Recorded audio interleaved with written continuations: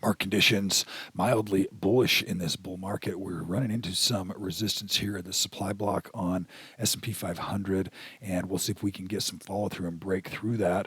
We are at majority bullish on the daily as well as the 1 hour time frame here as well. We've got futures which are weakening just a little bit, also running into that resistance area, that supply blocking, pulling back some here this morning. Not a whole lot, but we're in that upper end of that range and going to be fighting with this topping all-time highs on S&P 500 at these levels. We're seeing breadth continue to improve slightly, sitting right around that 50% range and working its way back towards the upside. Also could run into some resistance here. We're seeing majority bullish at 12 and 2 on the trend condition indicator for this time frame. Also seeing VIX, which is named for a reason, volatility index, and it's volatile in and of itself, moving higher, getting this deep retracement now. So bearishness on VIX means bullishness for equities and vice versa. If you have bullishness in VIX, that means bearishness for equities. So we're seeing some bearishness here, kind of a flat line here. We've got 10 as of the close yesterday, and seeing it continue to pull back. So could see some softness in the markets here, right here at these resistance levels. SHY. The short end of the yield curve also continuing to show some strength here in this last session, looking like it also wants to move a little bit higher here. This morning, TLT, the longer end of that yield curve, these are long-term bonds, and the price of those bonds has been moving lower as interest rates have been moving higher. And we're seeing once you get that extended trend and it starts to really widen out, that becomes an extreme, an oversold area that is not sustainable. We'll typically see a move back against that trend, looking something like this when we get to those really wide extreme areas of trend, and then they start to work back the other direction. We'll see if we get some momentum back to the upside. The yields, they are looking like this on the 2-year time frame at 4.19. Seeing some movement coming down again as yields are coming down, as bonds are going higher.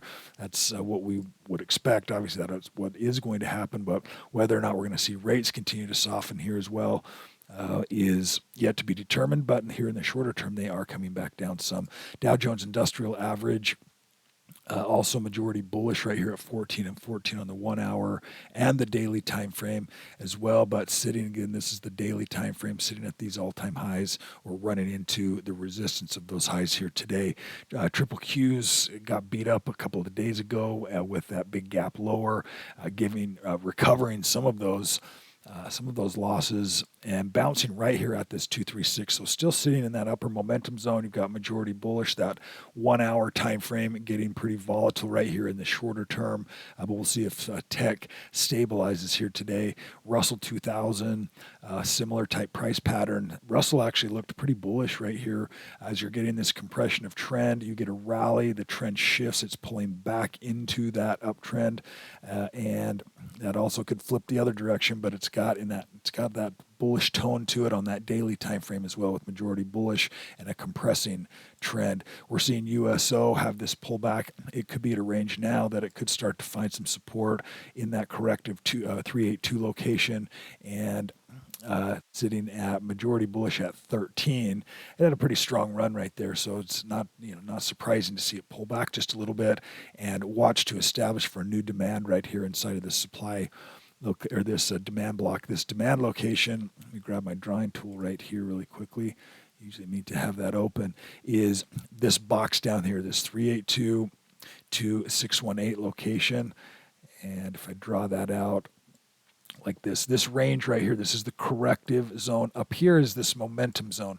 When we connect these two locations, we typically will see that if we're going to maintain the same momentum in the same trend, it'll usually find support at the 236 and continue it. If it goes a little bit deeper into this corrective block, 382, 50%, 618, anywhere inside of there becomes a support area where you could see new demand coming back in. This is just kind of a pause, and the overall uptrend is in place. So watch for these levels for a bounce on oil and Gold also similar price pattern. Gold, at all-time highs or approaching it, looking like it wants to continue that direction and possible breakout. We did see a little bit of a pullback here the last couple of days on gold.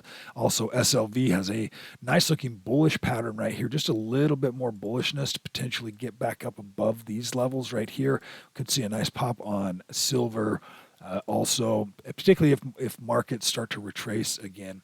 A couple of stocks to consider. Zoom at the top of the list. Again, if you don't have access to the screen filters, you can sign up for our Discord channel, which is free, just in the link of the video, and get access to the filter and the indicators as well if you don't have those. Zoom, nice confirmation bar.